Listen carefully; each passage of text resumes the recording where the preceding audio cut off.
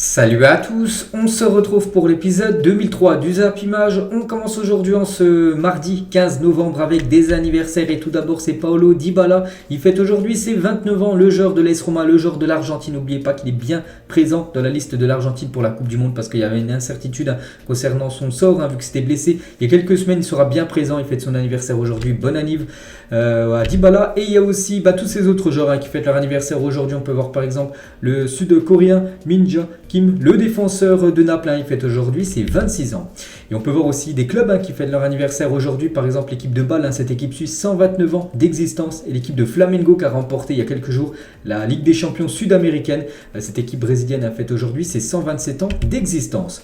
On va parler de la Coupe du Monde aujourd'hui. On est le 15 et dans 5 jours exactement, le 20, ça sera le début de la Coupe du Monde à J-5 avant ce début de cette compétition. Et Jules Koundé à son arrivée à Clairefontaine. Donc voilà une photo de Jules Koundé et une photo aussi de tous les autres joueurs français hier du côté de Clairefontaine parce qu'il y avait le rassemblement hier à midi pour les joueurs de l'équipe de France pour préparer bien sûr cette Coupe du Monde. Donc on peut voir bien sûr les défenseurs du Barça, on peut voir aussi Karim Benzema, on peut voir également son collègue du Real Madrid Aurélien Tchouaméni et bien sûr présent au rassemblement. William Saliba, le défenseur de Arsenal, Kylian Mbappé, Antoine Griezmann, Coman les gars, Coman le joueur du Bayern Munich, Matteo Guendouzi, Eduardo Camavinga, Adrien Rabiot, Lucas Hernandez, ou même Raphaël Varane. Donc voilà, j'ai sélectionné quelques joueurs bien sûr. Les 26 joueurs sont bien présents du côté de Clairefontaine pour préparer cette Coupe du Monde. Mais un joueur n'est pas là les gars et on l'a pris hier, donc on l'a pris après que j'ai sorti la vidéo, donc on va en parler aujourd'hui. Et c'est un gros coup dur pour l'équipe de France et aussi pour le Paris Saint-Germain. Et c'est officiel, Kimpembe est forfait pour la Coupe du Monde. C'est Axel Disasi qui est appelé en renfort pour le remplacer. Donc voilà, Kimpembe les gars ne sera pas là. Et pour moi les gars, j'aurais mis quand même en titulaire du côté de l'équipe de France, aux côtés de Raphaël Varane dans l'axe en défense. Et voilà, c'est encore un joueur cadre des Bleus qui n'est pas là. Après Paul Pogba, après N'Golo Kanté, c'est Kimpembe qui n'est pas là. Donc ça c'est un énorme coup dur. Donc il a dit ma santé passe avant tout, j'ai confiance en vous et je serai votre premier supporter. Donc voilà, il n'a pas pu être rétabli à 100%. C'est pour ça qu'il veut prendre aucun risque. Il préfère vraiment se rétablir pendant cette période de Coupe du Monde que quasiment jouer en étant blessé. Puis après, bien sûr, il pourrait aggraver sa blessure. Donc voilà, il a pris son choix tout simplement. Kimpembe, on respecte et bien sûr, c'est un gros coup dur. Et on lui souhaite bon rétablissement. Et du coup, c'est Axel Disasi, le défenseur de l'équipe de Monaco qui est appelé pour la première fois avec l'équipe de France. Donc il a déjà joué avec l'équipe de France Esport mais jamais avec l'équipe de France A. Et là, il est directement sélectionné pour jouer la Coupe du Monde. Donc voilà les gars, Axel Disasi est dans le groupe des Bleus pour cette Coupe du Monde. Et je l'avais dit aussi hier les gars que Marcus Thuram est appelé en équipe de France pour la Coupe du Monde comme 26 joueurs parce qu'on sait que Deschamps avait convoqué 25 joueurs et du coup il en a convoqué un de dernière minute. C'est Marcus Thuram les gars. Donc Thuram et Axel Disasi, les deux derniers joueurs français qui rentrent bien sûr dans cette liste des Bleus pour la Coupe du Monde. Et Deschamps les gars, il est en conférence de presse hier. Ce n'est pas par rapport avec ce n'est pas en rapport avec Karim Benzema. Donc le sélectionneur justifie le choix d'appeler Marcus Thuram pour le mondial. Donc ça n'a rien à voir avec Karim Benzema lui aussi qui est blessé. Donc c'est pas pour ça qu'il a appelé Marcus Thuram. Juste voilà, il voulait agrandir sa liste un peu comme toutes les autres nations, avoir 26 joueurs dans cette liste parce qu'on n'avait pris que 25%. On se posait tous la question pourquoi il n'avait pas pris 26 tout simplement. Et toujours avec les Bleus, du coup on peut voir tous les numéros des joueurs de l'équipe de France. Donc je prends au pif, Camavinga aura le numéro 25, Benzema aura le numéro 19, Mbappé le numéro 10 ou Upamecano le numéro 18 ou même Adrien Rabiot le numéro 14. Voilà, si vous voulez avoir tous les numéros dans l'ordre. Donc Disasi tient le numéro 3. Bon, il remplace Kimpembe. Donc c'était le 3 pour Kimpembe. Du coup, ça sera le 3 pour Disasi. Et on peut voir sinon le reste du numéro 14 jusqu'au numéro 26 qui est Marcus Thuram. Le programme des Bleus, donc hier, on a pu voir arriver à Clairefontaine le 14 novembre, c'était à midi. Il y a eu un entraînement hier en fin d'après-midi. Donc aujourd'hui, aussi petit entraînement du côté de Clairefontaine. Et demain, les gars, c'est le grand départ tout simplement. Départ au Qatar pour aller au camp de base, on va dire, du côté du Qatar. Et le premier match, c'est dans une semaine, jour pour jour. On est le 15, dans 7 jours exactement, mardi prochain à 20h. France contre l'Australie. Après, il y aura le 26 novembre, France-Danemark à 17h. Et après, Tunisie-France le 30 novembre à 16h de l'après-midi. Donc voilà, vous avez les dates, vous avez les horaires des 3 prochains matchs de l'équipe de France. Et Deschamps, les gars, considère Théo et Lucas Hernandez, donc les deux frères, comme des concurrents au poste de latéral gauche des Bleus. Voilà ce qu'il a pu dire. Je considère Lucas Hernandez comme latéral gauche avant tout. Voilà, parce que Lucas Hernandez, on sait qu'il peut jouer aussi dans l'axe, mais voilà, il préfère l'utiliser au poste de défenseur gauche. Il y a déjà aussi son frère Théo Hernandez, donc ça va se jouer entre les deux frères Hernandez, ce poste de titulaire en tant que défenseur gauche du côté de l'équipe de France, toujours avec Deschamps. Tiens, sur Mbappé, il a eu un petit message. C'est un attaquant qui a besoin de liberté, je lui donnerai cette liberté, mais il aura des obligations défensives, moins que les autres joueurs derrière lui, mais on ne peut pas se permettre de perdre un joueur quand on n'a pas le ballon. C'est vrai qu'il devra défendre, Kylian Mbappé, il n'aura pas le choix. C'est pas comme au Paris Saint-Germain où on sait que lui, Messi et Neymar, souvent, voilà, quand le PSG n'a pas le ballon, voilà, il marche, avec l'équipe est coupée en deux, bien sûr, il y a 3 joueurs qui défendent en moins du côté du Paris Saint-Germain, mais pas en équipe de France, ça ne sera pas le cas pour Mbappé, il sera obligé de défendre, voilà, il aura quelques efforts défensifs à faire, bien sûr, quand l'équipe de France n'aura pas la possession du ballon. Hugo Lloris, les gars, était également en conférence de presse hier sur le brassard LGBT, il a dit: j'ai mon opinion personnelle, ça rejoint un peu celle du président, quand on accueille des étrangers, on a souvent envie qu'ils se plient à nos règles et à nos exigences, j'en ferai de même au Qatar, je dois montrer du respect par rapport à ça, et toujours avec Hugo Lloris, annonce que quelque chose sera mis en place par l'équipe de France au sujet des droits humains. Vous serez tenu au courant en temps et en heure. Il a dit ça en conférence de presse hier. Hugo Lloris, n'oubliez pas, c'est lui, le capitaine de l'équipe de France pour cette Coupe du Monde. Et Sébastien Tarago, donc c'est un journaliste de la chaîne L'équipe, voilà, la chaîne 21 de la TNT, il a dit: depuis quelques semaines, ça va un petit peu mieux en équipe de France, notamment entre Griezmann et Mbappé, mais leur relation avait été très compliquée pendant 4 ans. Il y a de l'espoir, tout simplement, voilà, que ces deux-là, ça aille mieux et surtout que ça se ressente. Nous, ce qu'on veut, c'est sur le terrain que ça se ressente, qu'il y ait une connexion entre Mbappé et Griezmann pendant ce mondial. Emmanuel Macron, les gars, c'est officiel, se rendra au Qatar pour supporter l'équipe de France si les Bleus atteignent les demi-finales de la Coupe du Monde. Et on se souvient qu'il avait été présent lors de la finale en Russie il y a 4 ans, et il sera présent, les gars, si l'équipe de France attend au moins les demi-finales, il assistera à la demi-finale et potentiellement la finale, bien sûr, si l'équipe de France va jusqu'au bout de la compétition. On peut voir que Jonathan Klaus, les gars, il a réagi par rapport à sa non-sélection, c'est que ça l'a beaucoup touché, donc la réaction de Jonathan Klaus après sa non-convocation en équipe de France. Donc il a mis un long message, bon je ne vais pas tout lire, juste le premier paragraphe. Durant ces derniers mois, j'ai eu l'opportunité de réaliser plusieurs de mes rêves. La victoire contre Monaco me rappelle qu'il ne faut jamais abandonner et que le travail finit toujours par payer. Telle est la vie d'un athlète: tomber, se relever, repartir à nouveau et gagner à nouveau. Donc il dit voilà, tout simplement qu'il va soutenir à 100% bien sûr l'équipe de France. Il est déçu, mais il sait que voilà, c'est comme ça, c'est la loi du football. Donc voilà, gros courage bien sûr à Jonathan Klaus. Il aurait mérité certainement bien sûr d'être dans cette liste de l'équipe de France. Regardez le calendrier de la Coupe du Monde. Là, cette fois-ci, il n'y a pas que la France, c'est à toutes les autres nations. N'oubliez pas que le premier match, les gars, c'est dimanche. C'est le Qatar contre l'Équateur. C'est prévu à 17h. C'est le seul match dimanche après lundi 21 novembre. Le lendemain, il y aura un Sénégal-Pays-Bas à 17h. Un très très belle affiche, les gars. Donc Sénégal-Pays-Bas, c'est quand même un énorme choc. On peut voir aussi les autres affiches du lundi, les gars. Donc lundi, à 14h, il y aura l'Angleterre contre l'Iran. En gros, ce sera le deuxième match de la Coupe du Monde après le Qatar-Équateur. Mais là, ce sera dans le groupe B. On peut voir aussi qu'à 20h, le lundi soir, il y aura les États-Unis contre le Pays de Galles. Le mardi, les gars, le mardi 22 novembre, à 11h, Argentine-Arabie Saoudite, 11h. 11h, heure française. Donc peut-être il y en a qui seront à l'école, ils ne pourront pas voir la première de Léo Messi contre l'Arabie Saoudite. On peut voir aussi qu'il y aura Mexique-Pologne. Et il y aura bien sûr, le mardi novembre, à 14h, Danemark-Tunisie. L'autre match dans la même poule que l'équipe de France, et la France contre l'Australie. C'est dans le groupe D, bien sûr, le mardi 22 novembre à 20h. On peut voir voilà, toutes les affiches des 4 premiers groupes et aussi les autres affiches des 4 derniers groupes.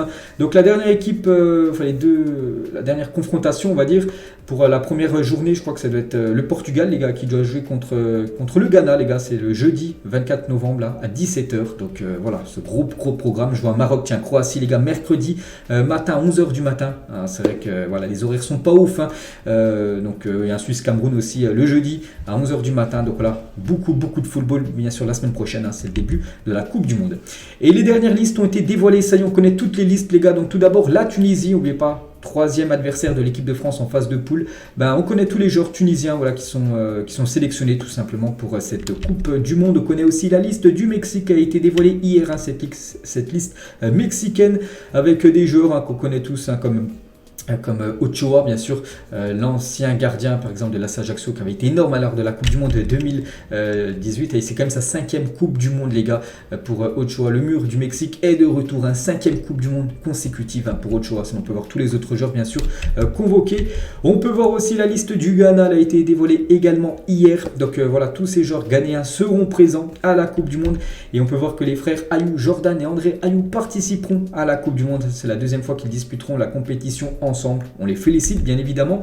Et aussi concernant les frères Williams, donc Inaki et Nico Williams sont prêts à représenter leur pays à la Coupe du Monde. Donc un représentera l'Espagne et l'autre représentera le Ghana tout simplement. Donc Inaki, je crois que lui représentera, je crois qu'il est là, ouais, Inaki représentera le Ghana et Nico Williams lui représentera l'Espagne. Donc voilà, petite info concernant les frères Williams. Concernant la liste du Canada pour la Coupe du Monde, on peut voir que bien sûr Alphonso Davids est bien présent, ou même Jonathan David, l'attaquant de Lille, est bien sûr présent dans cette liste, bien sûr pour l'équipe du Canada. On peut voir aussi la liste de l'Arabie Saoudite, les gars, qui dévoile également sa liste. On peut voir aussi la liste de la Corée du Sud, et bien évidemment Hugminson, il figure, voilà, le joueur vedette de cette équipe, les gars, il est bien présent dans la liste. On peut voir aussi la liste de l'Iran pour la Coupe du Monde. Et la dernière liste qui a été dévoilée hier dans la soirée, c'était la dernière, donc c'est la liste de l'Équateur, les gars. N'oubliez pas que l'Équateur jouera le premier match contre le Qatar, c'est dimanche à 17h, donc voilà, liste de l'Équateur. Donc les listes des 32 pays ont désormais été révélées, donc en gros, voilà, on connaît tous les joueurs qui joueront bien sûr cette Coupe du Monde. Léo Messi, les gars, il est bien arrivé au Qatar, parce que l'Argentine, enfin la sélection argentine actuellement au Qatar, ils sont déjà là-bas pour préparer cette Coupe du Monde. Et hier, il est bien arrivé, Léo Messi. Voilà, quelques photos bien sûr de la Pulga. Il était aussi présent lors du premier entraînement, bien sûr, du côté du Qatar pour la sélection de l'Argentine, quand même une équipe qui peut remporter, bien sûr, on le sait, la Coupe du Monde. Donc voilà, quelques photos, bien sûr, de cette sélection argentine et l'espoir de tout un peuple, on le sait, bien sûr, que l'Argentine veut gagner sa 3e Coupe du Monde, et bien sûr ils reposent, et surtout ils veulent que Léo Messi brille, puisque c'est l'enfant star, bien sûr, c'est une légende du côté de l'Argentine. Et on peut voir voilà, ce bâtiment avec bien sûr la fresque Léo Messi. N'oubliez pas que Léo Messi, je l'ai dit hier, mais on va le redire, peut-être qu'il y en a qui n'ont pas vu l'épisode d'hier, donc il pourrait disputer le 1000e match de sa carrière en quart de finale de la Coupe du Monde. Donc l'Argentin a déjà joué 995 matchs pour 785 buts et 346 passes décisives. Donc voilà, bien sûr Messi pourrait disputer le 1000e match de sa carrière pendant cette Coupe du Monde. On va parler cette fois-ci de Cristiano Ronaldo, lui aussi est bien présent du côté du Qatar, et CR7 il a mis sur sa dernière photo Instagram, concentration totale et absolue sur le travail avec l'équipe nationale, un groupe uni avec un seul objectif, réaliser le rêve de tous les Portugais, remporter une Coupe du Monde, bien sûr pour le Portugal.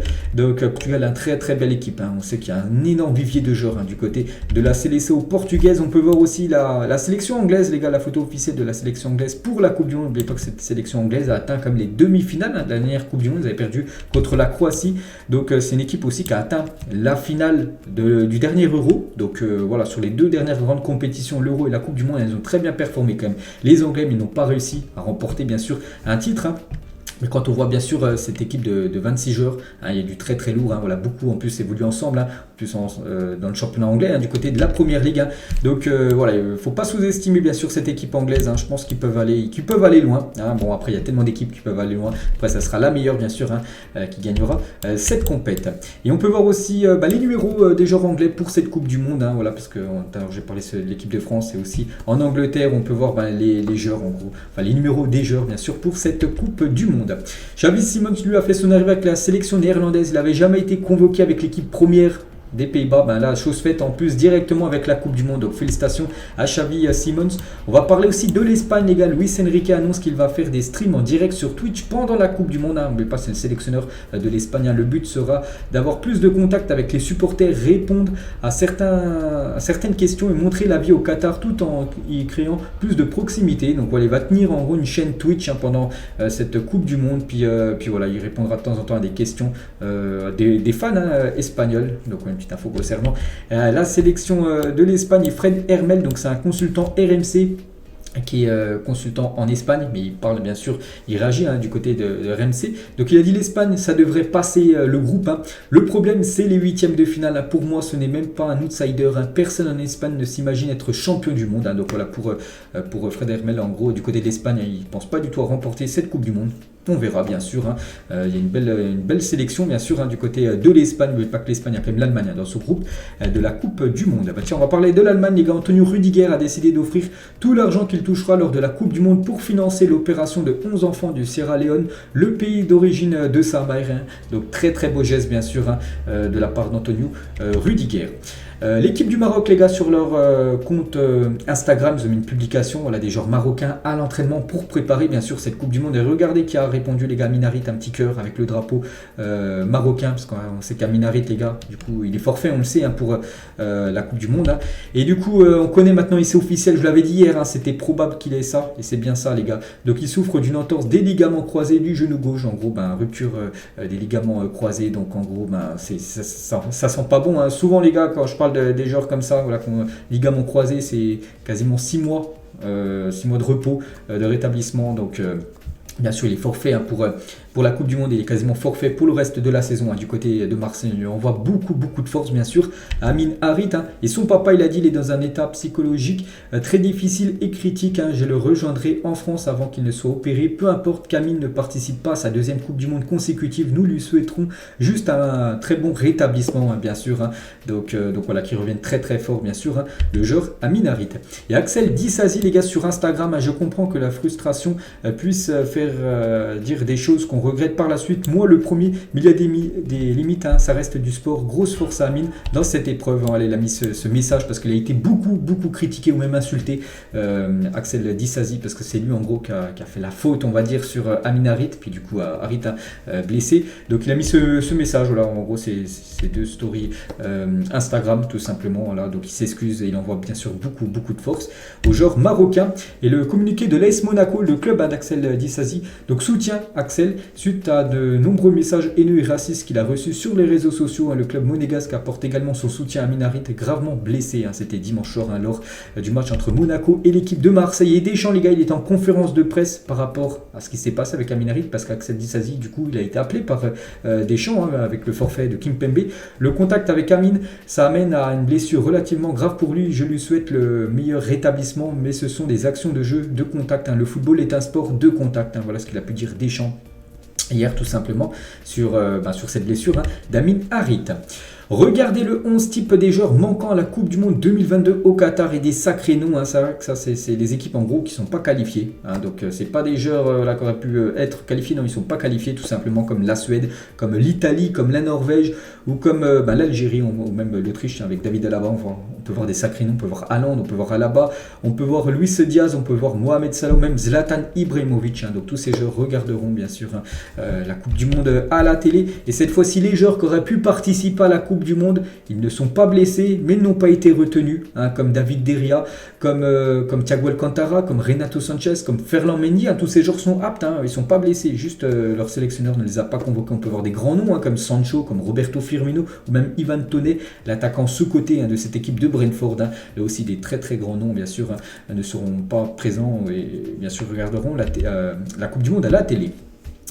On va parler de Cristiano Ronaldo. Donc hier, les gars, j'ai sorti une vidéo spéciale sur CR7 qui est sortie en début de soirée. Bref, parce que Ronaldo a sorti une interview avec un journaliste anglais il y a quelques jours. Elle fait énormément parler. On va revenir sur quelques déclarations de Cristiano Ronaldo.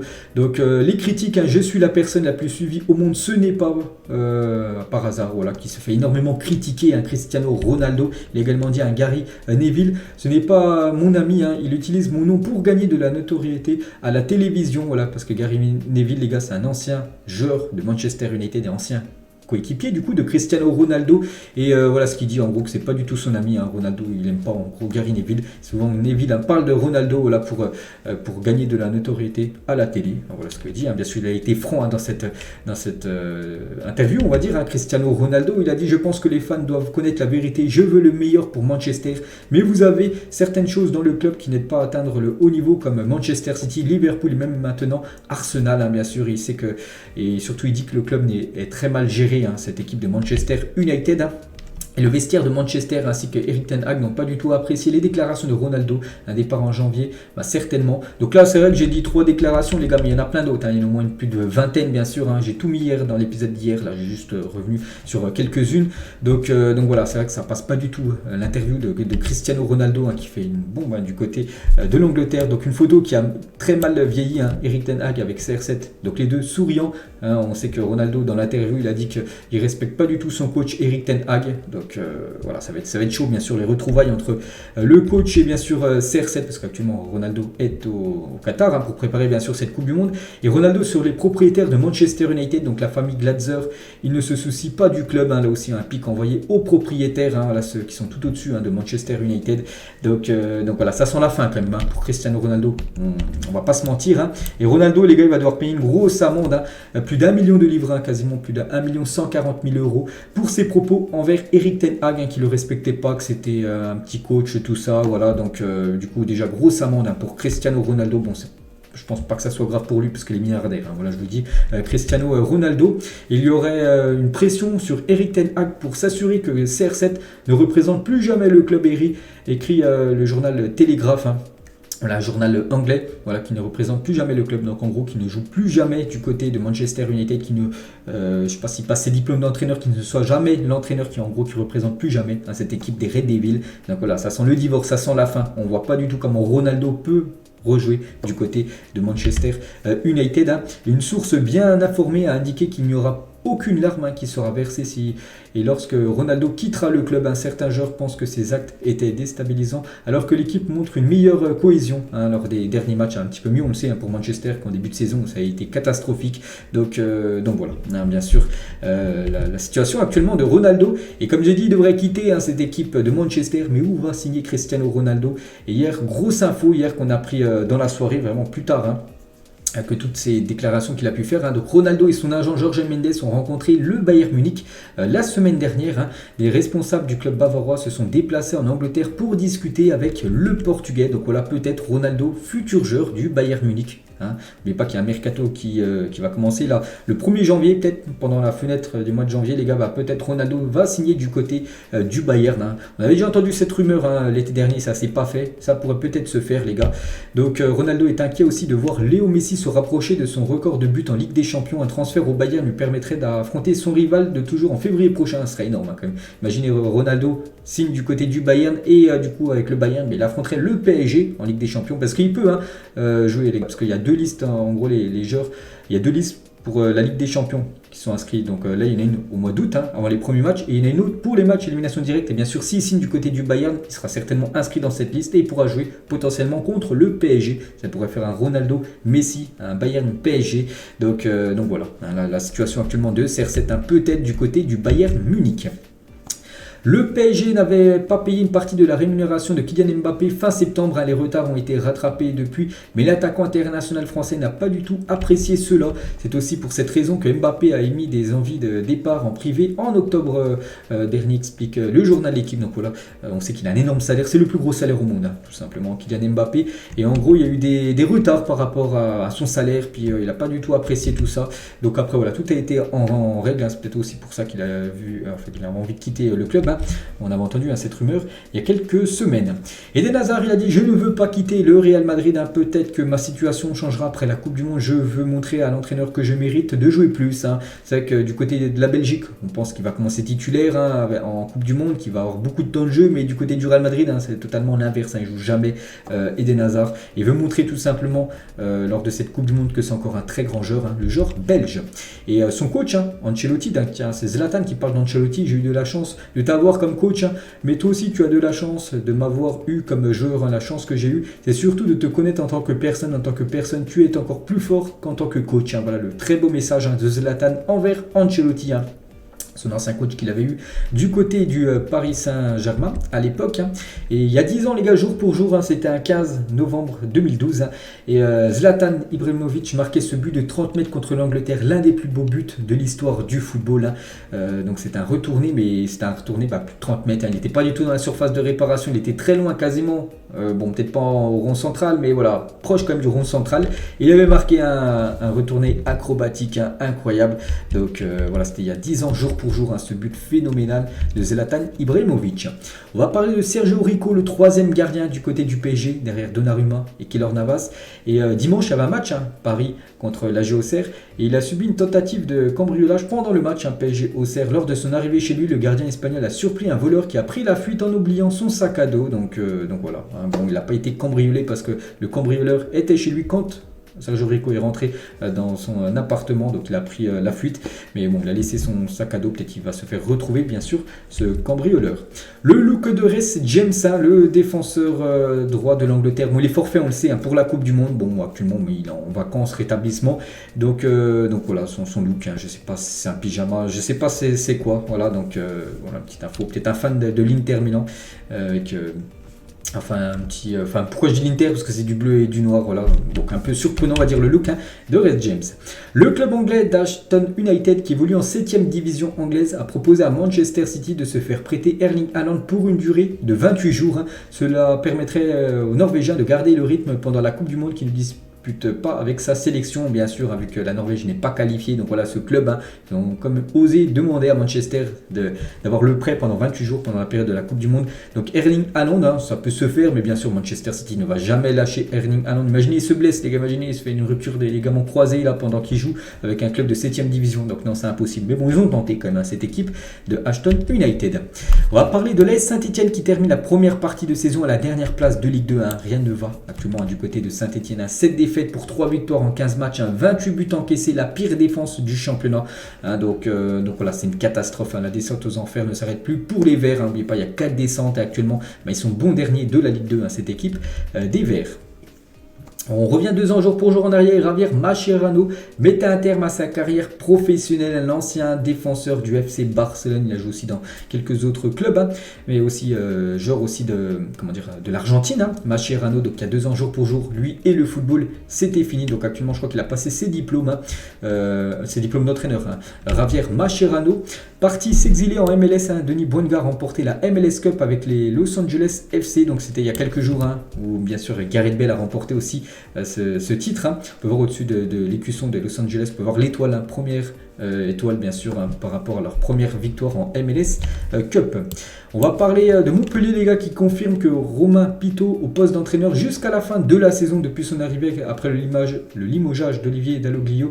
Donc Montpellier, c'est 4 matchs et 2 défaites, 2 nuls. Donc voilà, il va quand même rester au poste d'entraîneur de cette équipe de Montpellier, malgré que Montpellier, ça va pas fort. On peut voir les derniers résultats. Cette équipe aussi, ça va pas fort, c'est l'équipe de Chelsea qui n'a aucun doute concernant Graham Potter. Le club a une totale confiance en son entraîneur et veut construire avec lui un projet à long terme. C'est Fabrizio Romano qui donne ça, qui donne cette info. N'oubliez pas qu'il a remplacé Thomas Tuchel parce qu'il avait enchaîné quelques mauvais résultats. Du coup, il avait sauté directement Thomas Tuchel. Et lui, actuellement, c'est pas ouf. Bon, c'est vrai qu'ils ont fini premier de la Ligue des Champions. Mais en championnat, il reste, je crois, sur les 5 derniers matchs, je crois, il reste sur 4 défaites et un nul. Ils n'ont pas gagné, ça fait 5 matchs. Donc, ils sont 8e actuellement de Première Ligue. Donc voilà. Bon, à ce qui paraît, il va rester au poste d'entraîneur. Mais il ne faut pas que ça continue. Les mauvais résultats, sinon il pourrait tout simplement être déjà licencié. Graham Potter.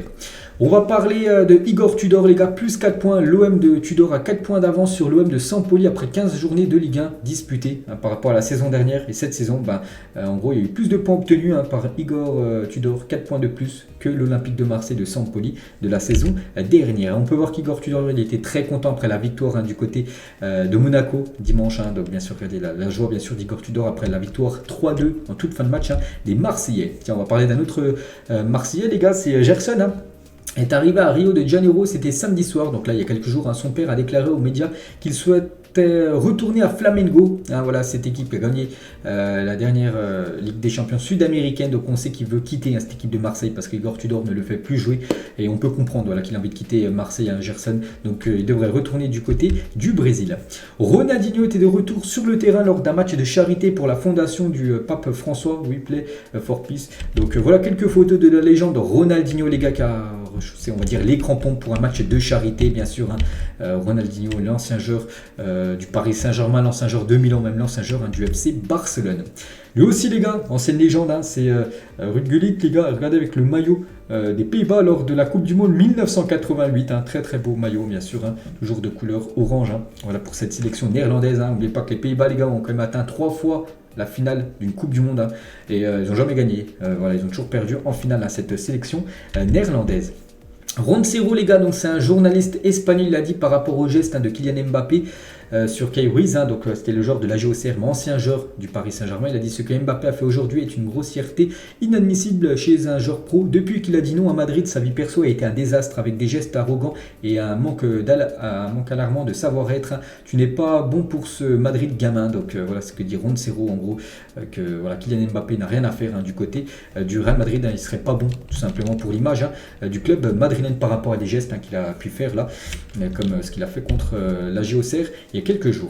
Pep Guardiola, les gars, il a tenu à témoigner lors du procès de Benjamin Mendy, accusé de viol et de tentative de viol et d'agression sexuelle. Hein. Il y avait beaucoup d'attentes sur ses épaules. Hein. Il a également dit c'est un très bon garçon, il est généreux, vraiment drôle, il est très facile à gérer, il était toujours très heureux sur le terrain comme dans les vestiaires. Dès le premier jour, il a été très aimé de ses partenaires et du club. Hein. Donc il est parti voilà, au procès tout simplement, Pep Guardiola pour dire que c'est une bonne personne bien sûr, Benjamin Mendy, hein, il a également dit si je contrôle mes joueurs à l'entraînement, hein, ce qui est vrai, je ne sais pas ce qu'ils font dans leur vie privée, hein, je ne suis pas son père, hein, donc voilà c'est tout ce qu'il a pu dire Pep Guardiola. Donc pour l'instant il est toujours en procès, bien sûr Benjamin Mendy, on saura très prochainement bien sûr le verdict final, hein, voilà ce qu'il va encourir tout simplement comme peine. Regardez ce Boxing Day en 1963, donc le Boxing Day c'est les matchs qui se jouent le lendemain de Noël. Hein. Regardez ces scores complètement fous. Hein. Fulham avait gagné 10-1 contre Ipswich. Blackburn avait gagné 8-2 du côté de West Ham. Chelsea avait gagné 5-1 du côté de Blackpool. Burnley 6-1. Ils avaient gagné contre Manchester United. Hein. Je ne sais pas combien de buts. Hein. Peut-être plus de quasiment 50 buts, hein, je pense. Voilà, c'est incroyable. Hein, bien sûr, cette journée, l'une des plus prolifiques hein, de l'histoire du championnat anglais. Les gardiens avec le meilleur pourcentage d'arrêt partir au 21e siècle. Et le premier, c'est Van der Sar, les gars, l'ancien gardien de Manchester United. Hein. Quasiment 80% d'arrêt en tir cadré, en gros sur 10 tirs cadrés, vous avez quand même 8 arrêts, hein, donc c'est énorme, hein, je ne sais pas si vous vous rendez compte. Donc le deuxième c'est Dida, un ancien gardien brésilien, ou même Peter Cech en troisième position. Donc voilà, des immenses bien sûr gardiens de but. Regardez les meilleurs joueurs de la dernière journée de Ligue 1 qui s'est jouée le week-end dernier. On peut voir Youssef Belhadi qui a un but, une passe D. Il figure dedans Alexis Sanchez, bien évidemment il est dedans. Danilo Pereira, même Verratti, même Nuno Mendes avec sa double passe D. Nuno Mendes est bien dedans, même Diallo, les gars, le défenseur de Lille, hein, qui a été l'unique buteur du match entre Lille et Angers, il est également dedans.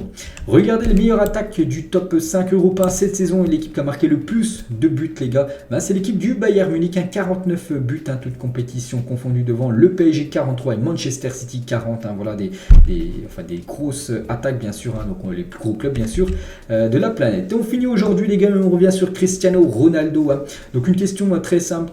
Que pensez-vous de CR7, les gars? Est-ce que Cristiano Ronaldo, c'est fini pour lui à Manchester United? Est-ce qu'il doit s'excuser de ses propos? Bon, il le fera jamais, hein, parce que s'il a dit ça, il pense tout simplement. Voilà, que doit faire tout simplement Cristiano Ronaldo? Et n'oubliez pas, les gars, si vous voulez retrouver toutes les déclarations de Cristiano Ronaldo lors de l'interview, les gars, c'est dans la vidéo la précédente tout simplement que j'ai sortie hier soir. Donc voilà, les gars, la fin de cet épisode. J'espère que ça vous a plu. On se retrouve demain pour le prochain numéro. Ciao à tous.